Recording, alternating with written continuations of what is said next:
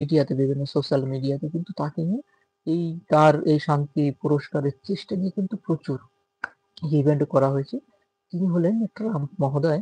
আ Trump মহোদয়কে নিয়ে কিন্তু এই শান্তির যে চেষ্টাটা হচ্ছে, এই শান্তির চেষ্টাই কিন্তু মিডিয়াকে তাকে নিয়ে বা তার প্রচেষ্টাকে নিয়ে কিন্তু প্রচুর কথাবার্তা বলা হয়েছে এবং তিনি হয়তো এমন দোরগোড়ায় চলে এসেছিলেন যে অ্যাক্টিভিটি হয়েছিলেন, তিনি হয়তো এবার শান্তি পুরস্কার পেতে চলেছেন। তো সবসময় কিন্তু চর্চায় ডোনাল্ড ট্রাম্প মহোদয়ই থাকতেন। লাইভে যিনি আছেন অবশ্যই খুব অসংখ্য ধন্যবাদ, স্বাগত। কমেন্ট করবেন অবশ্যই। তাই সেই শান্তি নোবেল পুরস্কার প্রাইজের শত চেষ্টা সত্ত্বেও ট্রাম্প মহোদয় কিন্তু ছিটকে গেলেন।